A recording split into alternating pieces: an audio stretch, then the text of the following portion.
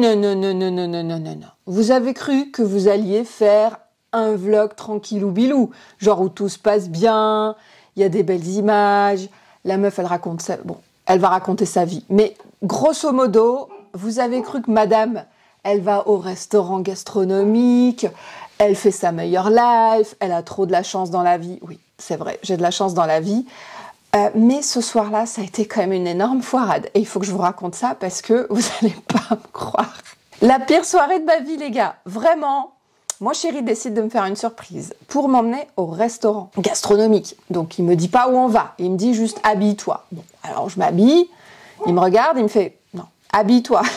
Bon, bah, je me change, je m'habille. Alors on y va et part cette très jolie soirée d'automne. Et donc on atterrit dans un endroit absolument paradisiaque où déjà la première heure, voire 1h30, on nous fait asseoir dans une salle absolument congelée puisque la porte est grande ouverte pour déguster un apéritif à 15 balles. Ça se passe comme ça dans cette institution. On vous fait poireauter un petit peu avant de passer à table. Donc on attend que la serveuse vienne quand même nous présenter les menus.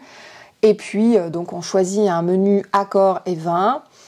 Elle nous propose d'ailleurs, déjà le truc qui me faisait penser que ce restaurant, il y avait un bug, c'est qu'elle nous propose un Cahors. Alors moi, je lui dis que bon, Cahors, moi, j'y suis jamais allée, mais le Cahors, j'aime pas trop ça. Donc, on va prendre un menu dégustation accord mets et vins, mais avec des vins différents. Et on va éviter le Cahors. Après notre petit gin fizz à 15 balles, sachant qu'on est arrivé à 19h30, on est installé à 21h dans la salle du restaurant, où il y a déjà tout le monde qui est en train de manger. Et on est installé entre deux tables, un couple et puis une famille aussi... avec la maman qui avait pas trop l'air d'être heureuse d'être là. Elle poussait d'ailleurs sa poussette comme ça avec son bébé juste derrière ma tête. Donc bon bah moi j'ai rien contre les bébés, mais là en l'occurrence elle avait l'air un peu vénère. Elle sortait à peu près tous les quarts d'heure pour fumer des clopes. Et il y avait un petit garçon aussi à côté avec son papa. Bref, un papa charmant hein, jusqu'à un certain moment. Faut que je vous raconte quand même. Et donc comme vous pouvez le voir, on était installé face à une magnifique baie vitrée. Cette baie vitrée donnait sur la nature. Et moi, je me suis dit, oh, ce restaurant est tellement charmant, peut-être qu'on verra passer une biche ou quelque chose. Alors, effectivement, j'entends à un moment donné les gens qui font, oh, un marcassin, un petit sanglier qui passe, c'est trop mignon. Mais comme vous pouvez le voir sur ces images, le pauvre petit marcassin, bah, il n'était pas en très bonne forme, quoi. Je pense qu'il était plutôt en fin de vie. Il boitait et il avait aussi la mâchoire complètement disloquée. Il ne pouvait donc pas fermer la gueule et donc il ne pouvait plus s'alimenter. Donc moi, j'étais en douleur, puisque, je sais pas si vous me connaissez, mais je suis Brigitte Bardot, c'est-à-dire je ne supporte pas la souffrance animale. Donc, en voyant ces images, déjà mon chéri me connaissant, dit bon, écoute, ne regarde pas. Moi, bien sûr, forcé de regarder, le petit garçon derrière aussi. Oh bah il boite, le petit marcassin, bah oui, il boite, le pauvre, il est mal en point. Donc le petit marcassin, il va se réfugier un petit peu plus loin. Et puis, en fait, je le vois qui tombe dans l'herbe. Donc il s'affale pour certainement finir d'agoniser, le pauvre. Donc je le vois dans l'herbe et je me dis mais c'est pas possible, faut qu'il fasse quelque chose avec ce marcassin. Je voulais sortir du restaurant pour appeler la SPA, je sais pas, un vétérinaire, faire quelque chose, une institution de chasseurs, jusqu'à ce qu'on voit eh bien ce qui devait être certainement le propriétaire des lieux avec un gendarme qui sort en fait c'était un bâtiment L, donc il y avait les cuisines. Et on voit le gendarme sortir avec un monsieur qui s'occupait certainement de la chasse. Donc tout ce beau petit monde-là qui vient et d'un coup ils disparaissent. Alors moi je me dis non là c'est pas possible, moi je suis déjà en larmes, je suis en train de pleurer. Je suis vraiment pas bien pendant cette soirée. Pendant ce temps-là on nous sert du vin à gogo, on mange et franchement la nourriture était vraiment pas géniale non plus. Que là dans ce gastro vraiment il y avait rien qui allait. Déjà le service ça n'allait pas. Les serveurs qui savent pas prononcer correctement le nom d'un vin. Le monsieur très gentil, ceci dit, hein, qui est quand même venu me consoler quand je me suis levée de table, que j'ai commencé à pleurer à chaudes larmes à cause de la bête, à cause de la scène que je venais de voir, le truc genre shakespearien vraiment qui a foutu en l'air la soirée de tout le monde, je crois, dans cette salle, y compris cette pauvre femme derrière moi qui venait de se faire offrir, c'était je pense son anniversaire aussi, une magnifique parure, et puis en fait c'est limite si elle l'a pas acheté à la figure de son mari, qui passait pas une très bonne soirée non plus, mais certainement pour d'autres raisons. Et puis moi, en train de pleurer pour cette pauvre bête, vraiment, j'étais au bout de ma vie. Et ce même serveur qui m'apportait des vins, dont il ne connaissait absolument rien, puisque quand je lui ai dit « Ah, mais ce vin est vraiment très sympathique, je pense qu'il irait très bien avec des escargots », et là il me dit « Madame, désolée, je peux pas vous aider, j'y connais rien en vin ». Et là tu te dis « Bon, tu vas dans un gastronomique, tu payes quand même plus de 200 balles la facture finale, t'es servi par un mec qui te renverse la moitié du vin sur la table et qui te dit qu'il ne connaît absolument rien en vin ». Jusque-là, voilà. Après, ils étaient très serviables, ils étaient très gentils, j'ai absolument rien contre eux. Mais sincèrement, cette institution, il y a vraiment un souci, quoi. Je vais pas vous donner le nom du restaurant. Il est là, en image, vous pouvez le déduire, mais je pense que je vais pas balancer, même si j'ai très très envie d'aller sur leur compte Google et de leur faire un résumé de cette soirée. En attendant, c'est à vous que je le fais, et vraiment, épisode suivant du marcassin, épisode shakespearien du marcassin. Donc je vois réapparaître ce gendarme avec toujours le marcassin allongé dans l'herbe au bout de sa vie. Et là, il y a Joe, le cuisinier, qui sort avec un couteau gros comme ça. Un 40 cm, pur inox. Et là, je me dis non, il va pas faire ça. Le petit garçon derrière moi, qui déjà il passait pas une très bonne soirée, parce que déjà, vous emmenez pas des enfants dans un restaurant gastronomique. Bon, il se trouve que ces gens-là allaient être logés sur place. Le petit garçon qui dit « Ah, il va tuer le marcassin !» Bah oui, il va tuer le marcassin, mon Dieu, moi je suis déjà au bout de ma vie. Je crois que le garçon, même émotionnellement, il a mieux vécu cette soirée que moi. Même s'il venait de se faire engueuler par son père, le marcassin, il se lève. Et il se dit « Bon, je vais essayer de survivre à cet épisode. » Donc, tant bien que mal, il boite. Il va jusqu'à la rivière et il saute dans la rivière. Il commence à nager sous les yeux de tous les employés. Pendant que Joe, le cuistot, il se dit, avec son couteau là, comme un con, il se dit, ah bah merde, il y a quand même des gens qui me regardent. Bah oui, il y a toute la salle qui te regarde en fait, mec. Et donc le mec, qu'est-ce qu'il fait ? Bah il poursuit le marcassin, donc ils ont décidé de faire tout le tour du restaurant pour aller choper le marcassin un peu plus loin dans les bosquets, chose qui a été faite, et j'ai été un petit peu soulagée, bien entendu, de savoir que la bête ne souffrait plus, même si là, sincèrement, toute la saveur des plats était loin derrière moi, il restait plus que le vin et mes larmes, sincèrement, même si ça a donné lieu à énormément de commentaires dans la salle. Et vraiment, tout était parti en vrille dans cette soirée, jusqu'au même moment du café, puisque je n'avais certainement pas envie de prendre un dessert. Eh bien, j'ai dit à mon chéri, écoute, on va prendre un petit café là, parce qu'il est vraiment très très tard. Je crois qu'il était déjà 23h30 ou minuit. Et après, on s'en va. Je veux pas de scandale. Je voyais bien que mon mec était déjà un peu excédé par le service, par la lenteur du truc, le fait qu'on nous ait fait poireauter 1h30 avant de passer à table. Bon, bref. Et puis arrive l'heure du café. Et là, le serveur, il dit, voilà vos cafés. Par contre, j'espère que vous les prenez pas sucrés parce qu'on n'a plus de sucre. Non mais désolé, hein. Non mais désolé. Et là, mon chéri, il fait genre, ah non mais là c'est la goutte d'eau quoi. Genre, je croyais qu'il allait sincèrement se lever de table, appeler la direction et exiger de voir quelqu'un en face tout de suite, parce que vraiment ça se passait pas bien à ce moment-là. Moi j'ai dit non, je veux juste m'en aller d'ici, s'il te plaît. Ne fais pas de scandale, c'est pas grave. Je vais avoir le ventre qui vrille toute la nuit, mais on va le boire ce café, même si nous deux on boit notre café très sucré. Je lui dis bon c'est pas grave, on va boire ce café et puis on se lève de table. Et au moment de régler l'addition, donc en gros on était une des dernières tables à partir et on lui dit c'est où pour payer ? Il nous dit ah c'est là, il nous indique l'endroit, on y va mais il y a personne, donc on sort par la porte. Et puis on se dit c'est peut-être à l'accueil là-haut, tout ça, on fait le tour des bâtiments et puis je lui dis non écoute on va faire demi-tour pour payer, c'est peut-être en dessous, donc on y retourne. On croise des gens d'ailleurs qui sortaient, qui venaient de payer. On leur dit pour payer c'est bien là-bas, oui c'est bien là-bas, ok donc on y va machin, on revient. Le serveur était déjà en train de nous courir après, alors que sincèrement, on a hésité un quart de seconde à partir sans payer, mais on ne l'a pas fait parce qu'on est honnête. Mais sincèrement, le fiasco de cette soirée et le serveur au moment de l'addition, on le regarde et on dit « Mais attendez, l'eau gazeuse que vous nous avez chargée là, en fait, on l'a demandé, mais elle n'est jamais arrivée sur notre table. » Et après, il fait « Bon, j'espère que vous avez quand même passé une bonne soirée. » Moi, en mode « Non, pas du tout. » Mon mec qui était en train de bouillir, et il ajoute même si on n'avait plus de sucre dans le café. Et là, j'ai juste pris mon mec par la manche, j'ai dit on s'en va Erwan, on s'en va, on ne reste plus ici.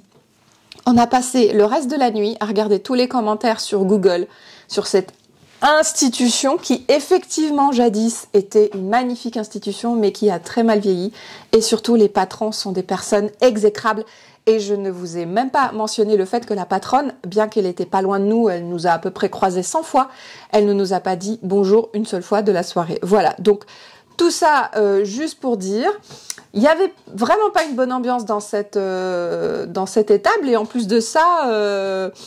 bah voilà, j'ai passé émotionnellement une soirée très chargée et sur ce, je vous laisse revenir à la suite du vlog parce qu'il y a des souvenirs beaucoup plus sympathiques de ma vie dans la suite de ce vlog. À tout de suite.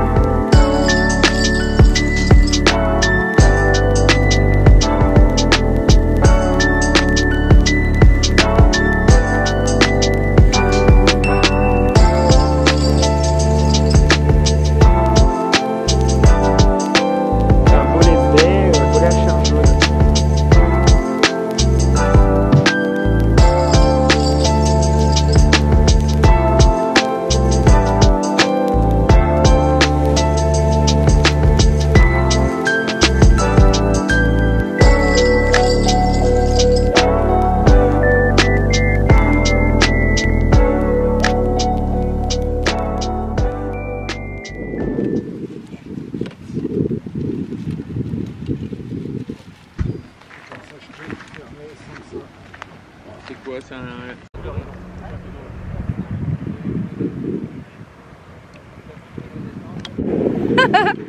Il est en train de fuir sur les mouettes. Voilà, César vient de se foutre dans les rochers.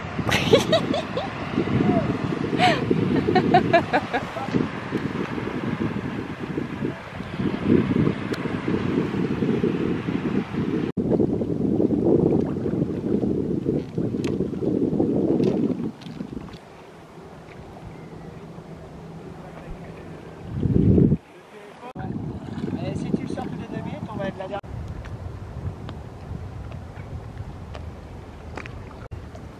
Voilà, il sera comme ça.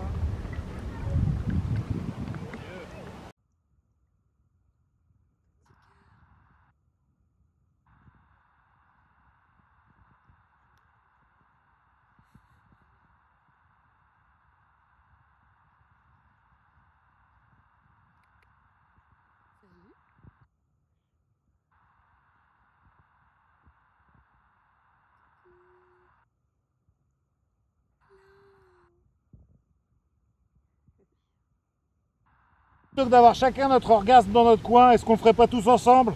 Sur l'île, sur l'île.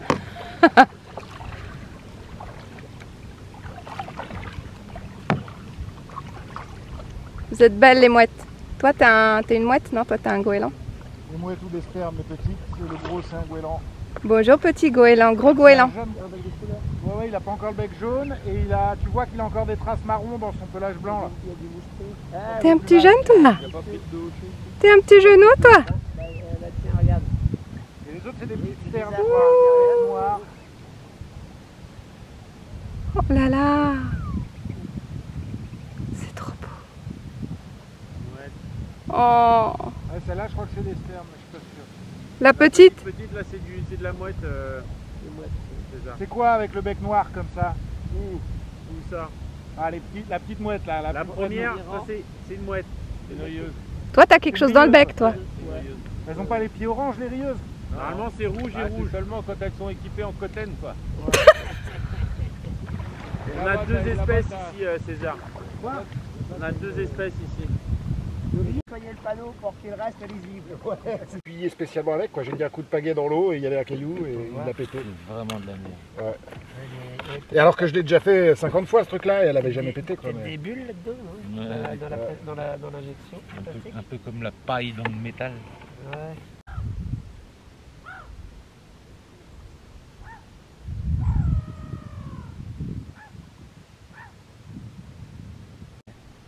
Il y a un peu de nettoyage.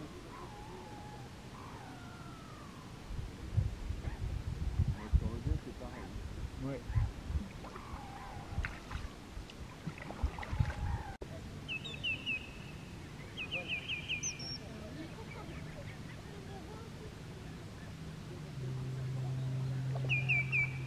Ouh, Martin pêcheur. Ah ouais, grave, c'est un martin. Ouais. Oh, fabuleux.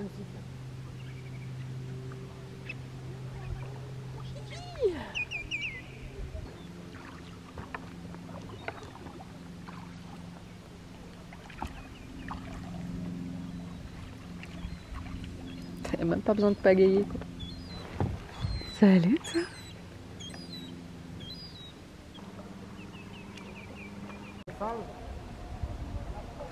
Penfal.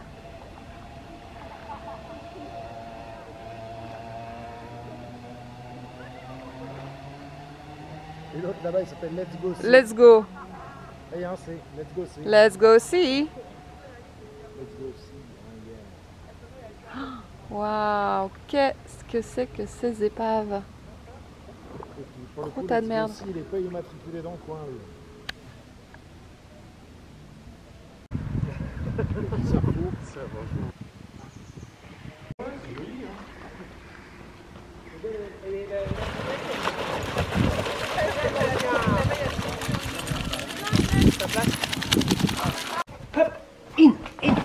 Oui.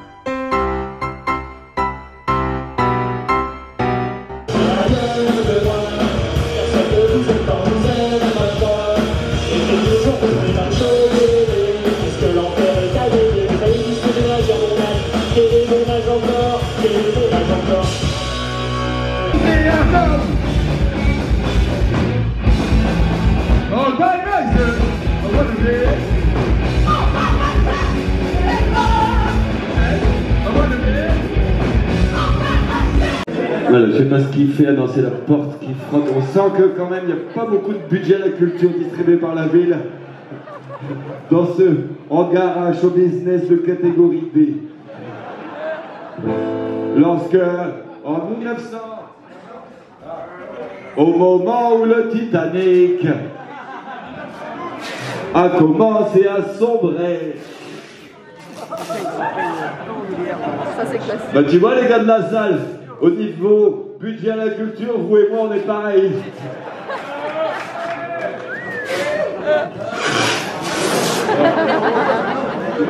Ouais, ça va, les infirmières, elles vont bosser avec des sacs poubelles, hein, casse-toi les couilles.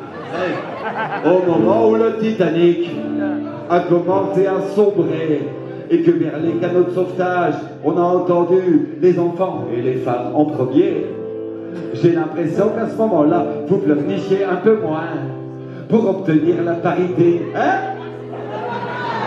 Qu'est-ce que de féministe? Et qu'on vous laisse couper du bois, conduire des bus ou des motos, qu'on vous laisse avoir des cheveux courts, même quand vous sortez pas de chignon. De toute façon, on cherche pas une femme à cheveux courts, soit c'est une cancer, soit c'est une lesbienne. Ah, c'est vrai. Allez, Bretonne, vous voyez bien que c'est pas possible. Vous serez jamais l'égal de l'homme. Parce que quoi qu'on vous laisse faire, vous serez toujours un peu moins bonne. Hey, enfin, 1, 2, 3, mettez-vous à quatre pattes, toutes les féministes, et fermez bien vos gueules quand un homme vous parle. Vous refusez qu'on vous prenne pour des objets, et pourtant, vous êtes les premières à vous épiler le trou de balle. Le féminisme, c'est... elle découvre ta femme, c'est ça que tu découvres. Si on découvre, ça peut être vite un peu spécial. Hein, même moi, je te promets pas que je vais tout aimer jusqu'au bout. Hein. Le féminisme, c'est attendre d'avoir signé son contrat de travail pour annoncer qu'en fait, on est déjà enceinte depuis un bail. On m'a déjà fait le coup. Le féminisme, c'est larguer son mec, car c'est tellement plus confortable que de remettre en question l'état de son système hormonal. Ça passe? Okay. Je te dis tout de suite, la suite je promets rien. Le féminisme c'est aussi coucher pour avoir un rôle, et si le film ne marche pas, ben, on dira que c'était du viol. Je ne suis pas fier de tout ce que j'écris. Non mais j'adore les filles parce que elles disent non mais un non qui veut dire oui. Comment veux-tu qu'on s'y retrouve après? N'oubliez pas qu'une femme battue, tout le monde trouve ça très moche, mais qu'un homme battu par sa femme, tout le monde se fout de sa gueule. T'as la tronche de celui qui ramasse en plus. À quatre pattes, toutes les féministes, vous refusez d'arrêter vos enfants, quitte à foutre en l'air leur système immunitaire. Tout ça parce que si t'as les seins qui tombent en comme toilette, t'auras moins de valeur marchande. C'est vrai ou pas? Applaudissez, applaudissez. Bon, si celle-là elle passe, après le reste c'est tranquille. On va tous crever. Il y a pas de monde qui nous guette, nous on fait la fête. On va tous crever, on va tous crever la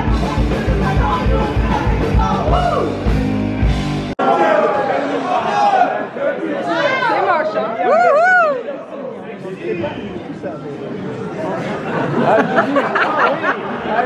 S'il vous plaît, les CRS, est-ce que de temps en temps, vous pourriez nous défoncer un tout petit peu moins fort, sérieux? Des fois ça fait quand même un peu mal.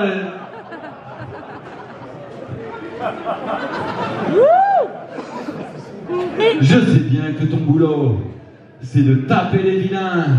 Mais quand même, des fois tu crois pas que les vrais vilains, c'est ceux qui t'envoient pour nous cogner. Et puis en plus, avec l'argent de nos impôts.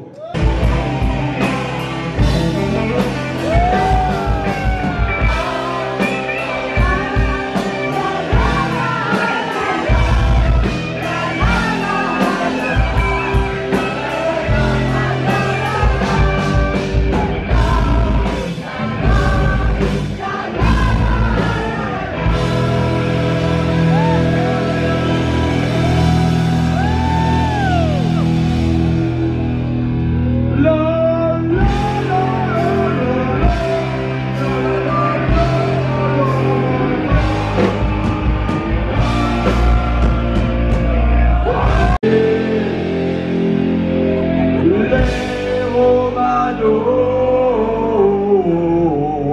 les artistes et les buts.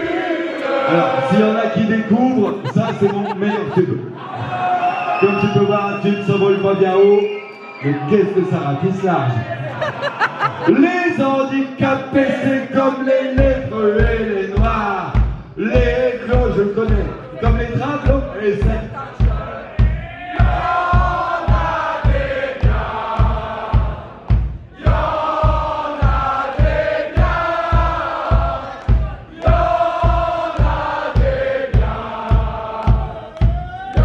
Si vous saviez.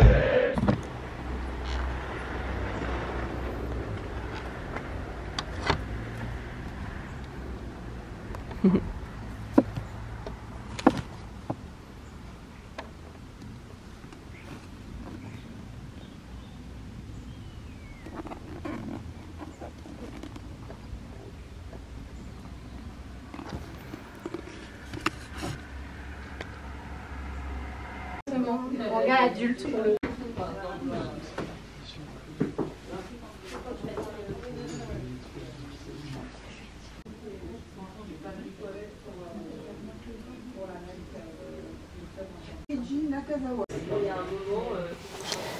Salut, eh bien je vous retrouve ici pour clôturer ce petit vlog, enfin ce long vlog. On va un peu aborder le sujet des lectures, parce que ça manquait un peu je trouve dans ce vlog. Mais avant toute chose, j'aimerais revenir un peu sur cette session tatouage, parce que je sais que je vais avoir des questions. J'ai passé une très longue séance de 7 heures à souffrir sur une table, couchée sur le ventre, pour un résultat qui est juste magnifique, qui en valait vraiment le coup, et la rencontre avec... le tatoueur Gary était absolument extraordinaire. C'est une personne qui a une aura fabuleuse et on a passé un très chouette moment ensemble, même si j'ai un peu souffert sur quasiment 5 heures, 5 heures et demie de ce tatouage. Il représente un ensemble de fleurs qui correspondent un peu à une expérimentation de la part du tatoueur sur différentes formes de fleurs. C'est inspiré d'un artiste écossais qui s'appelait je crois Mackintosh et qui faisait aussi des images de fleurs aussi travaillées, aussi architecturales, avec des lignes très pures et tellement fortes en fait. J'aime beaucoup ces nouveaux graphismes et quand j'ai vu ces graphismes sur des planches qu'il était en train de dessiner, je dis waouh mec, il faut que tu me tatoues ça, c'est absolument magnifique. Et je suis arrivée dans ce salon avec un projet en tête. Il m'a donc dessiné un tatouage et il était question que je le fasse devant. Mais comme tout l'avant de mon corps est aujourd'hui pensé un peu en symétrie et que j'avais un petit peu peur de ce que ça allait donner sur une jambe, si ça allait pas faire apparaître ma cuisse extrêmement forte, parce que déjà je suis pas très mince, et j'ai donc demandé à ce qu'on décale le tatouage à l'arrière. Et il a très gentiment accepté, il a dit ouais, ça va être encore mieux. Et honnêtement, ça rend encore mieux derrière. Je pense que ça n'aurait été devant. C'est un ensemble de fleurs, sachant que je lui ai donné la consigne de me préparer 3 fleurs en particulier. C'était les tournesols, il y avait aussi les fleurs de pavot, que j'adore, parce que j'aime le pavot, et je lui ai demandé aussi du blé, parce que ce sont les fleurs qu'on retrouvait régulièrement dans les champs de mes grands-parents. Et c'est un tatouage qui me renvoie directement à mon enfance, à ces tendres souvenirs d'été entre cousins, cousines, tantes, oncles, grands-pères, grand-mères, mes parents, tous présents à la campagne en Pologne, où on passait des vacances absolument merveilleuses, de l'insouciance la plus totale. On donnait un coup de main à la ferme, mais en même temps on passait des vacances à faire les 400 coups. Et j'ai souvenir de ces fleurs, du ramassage des fraises, du gavage de fraises en passant, et puis aussi de ces nuits merveilleuses où on se racontait des histoires entre nous, où on se glissait dans ces lits très très très froids, avec des draps, vous savez, les draps en 100% coton de l'époque, là, des années 80, qui étaient de super bonne qualité, mais qui étaient glacés quand tu t'allongeais dedans. Et puis avec ces couettes gigantesques remplies de plumes, que tu avais des plumes au niveau des pieds, mais tu n'avais rien devant. Donc on appelait la grand-mère au secours en disant qu'on se gelait les fesses, et donc elle a appliqué, elle tapotait un petit peu sur la couverture pour rétablir les plumes. Au passage, tu avais des plumes qui volaient dans la piaule, le tout sous une lumière rasante, et puis quand elle éteignait enfin, on pouvait apercevoir des lucioles par milliers devant la fenêtre. Aujourd'hui, c'est vrai que des lucioles, on en voit beaucoup moins. J'en vois de temps en temps en Bretagne, mais c'est un luciole isolé et ça m'attriste beaucoup parce que c'est vrai que je les voyais voler par milliers quand j'étais petite. Donc voilà, je pense que le monde des insectes est en train de diminuer très fortement. Les motards le savent aussi. Alors, pour changer de sujet, donc bref, je suis extrêmement ravie du résultat. Ce tatouage est absolument ravissant.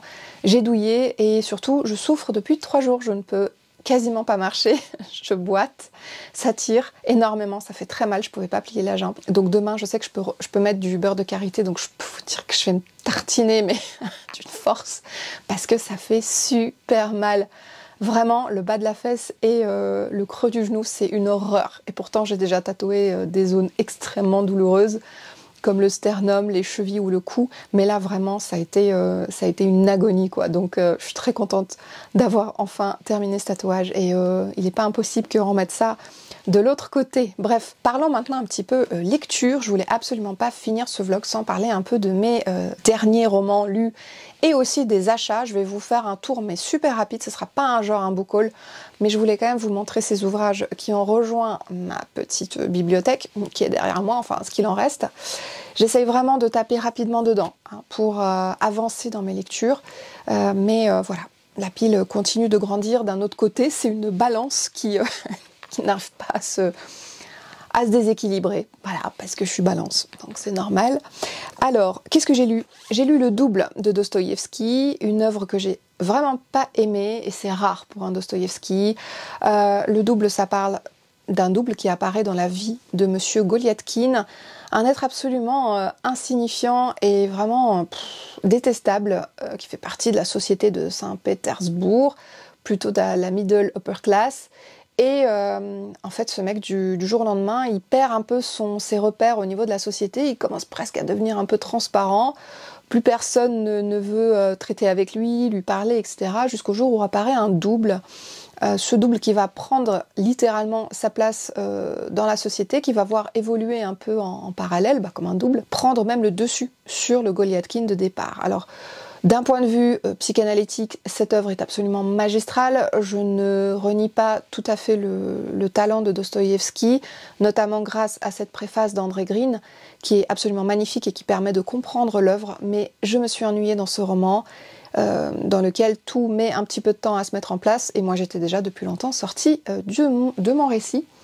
J'ai aussi lu Missing New York de Don Winslow, dans lequel un flic va tout quitter pour partir sur les routes à la recherche d'une petite fille noire enlevée dans un quartier de je sais plus quelle ville. Il va partir comme ça sur les routes d'Amérique à la recherche de cette petite fille parce que les recherches sont vraiment compliquées, il n'y a aucun indice, personne n'a rien vu, qu'est-ce qui s'est passé dans ce jardin.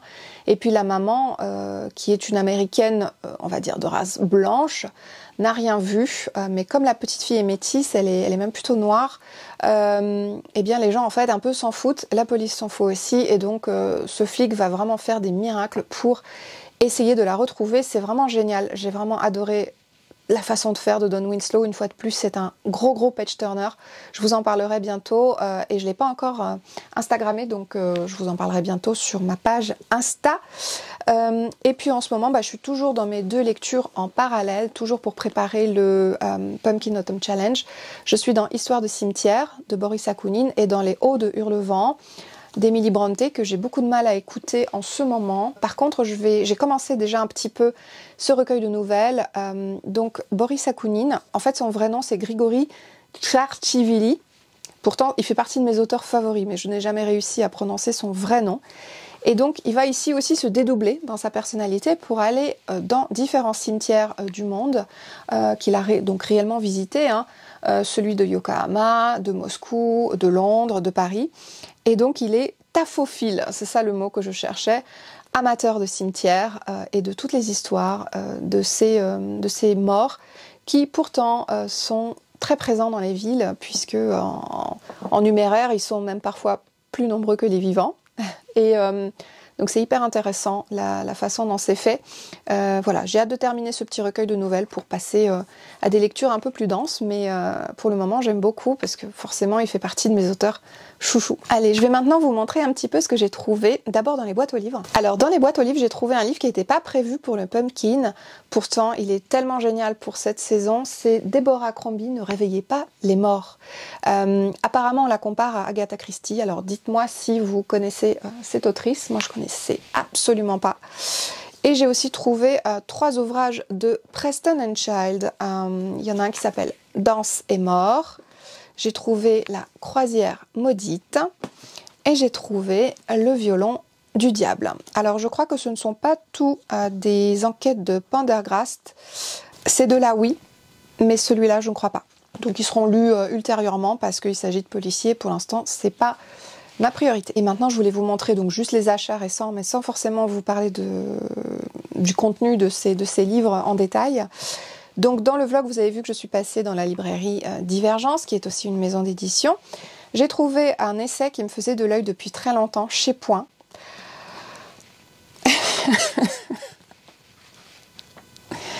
Alors, sans les notes, non franchement il fait dans les 1100 pages. Écrit, petit comme ça. Voilà, c'est absolument minuscule et ça s'appelle La société qui vient. Donc c'est de Didier Fassin.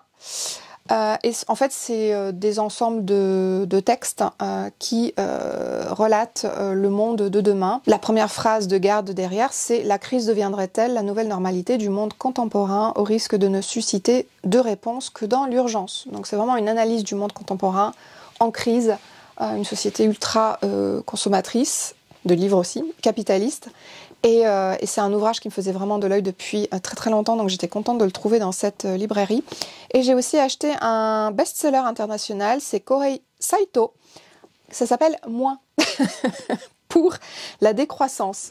La décroissance est une philosophie, donc là c'est un essai assez court. Je pense le lire assez rapidement et voilà. Ça peut être très sympathique dans la démarche de la décroissance, en tout cas du ralentissement, en tout cas de ma part, sur des achats intempestifs. Je pense notamment à des objets de décoration, des objets qui ne me servent pas au quotidien. Et c'est voilà, ça a l'air vraiment très très intéressant. Et puis je voulais vous montrer donc tous les achats neufs que je me suis procurés ces derniers temps. Déjà le magnifique Frankenstein réédité aux éditions Monsieur Toussaint Louverture. C'est un livre déjà lu, hein, il fait partie de mes meilleurs classiques.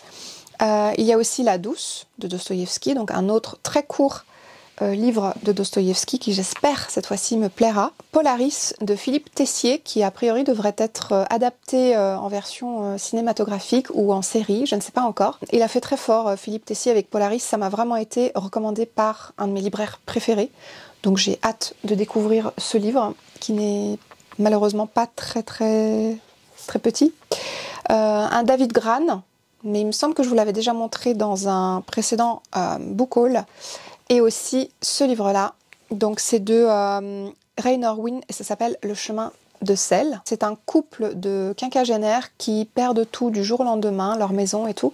Et en fait, ils partent sur un voyage dans leur van avec tout ce qu'il leur reste de possession à la découverte des chemins anglais de bord de mer. Et ça a l'air vraiment passionnant aussi sur la redécouverte de la vie avec pas grand chose comme possession. Et les 2 derniers livres que j'ai récemment achetés, que j'ai peut-être pas encore montré en book haul, c'est Olivier Norek avec Les guerriers de l'hiver, qui avait été très chaudement recommandé par Étienne, qui malheureusement a beaucoup ralenti sa chaîne ces derniers temps. Je lui ai même envoyé un message pour demander si ça allait bien. Il lit beaucoup de mangas en ce moment, il va bien, il fait du vélo, mais il lit moins de romans. Mais en tout cas, avant de ralentir un peu son travail sur la chaîne, il avait recommandé énormément le Olivier Norek, Les guerriers de l'hiver. Et je ne connais absolument rien du pitch. Et j'ai aussi acheté le tome 2, bien que je n'ai pas encore lu le tome 1, de Mervyn Peake. C'est le cycle de Gormenghast.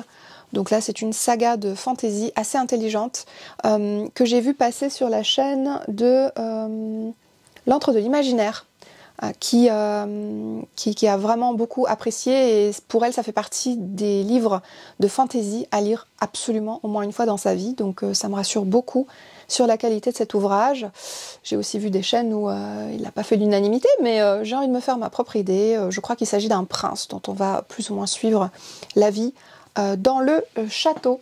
Voilà, écoutez, c'en est tout de ce vlog. J'espère qu'il vous aura plu. Désolée pour sa longueur. Et puis, pour ma part, je vais continuer à lire très très sagement, très gentiment. Je vous prépare pour très bientôt une vidéo sur le Pumpkin Autumn Challenge, puisqu'il continue de se dérouler. Et j'ai déjà rempli quasiment entièrement le premier volet du Pumpkin Autumn Challenge, mais il reste encore tellement à lire. Je ne sais pas si j'arriverai à boucler le Pumpkin Autumn Challenge dans les temps, sincèrement, j'en doute. Mais j'espère encore avoir des lectures intéressantes pour ce challenge. D'ici là, bah écoutez, je vous retrouve très bientôt dans une nouvelle vidéo. Et puis, faites-moi des retours. Et puis moi, je vous embrasse très très fort. Je vous retrouve très bientôt pour de nouvelles aventures. Salut!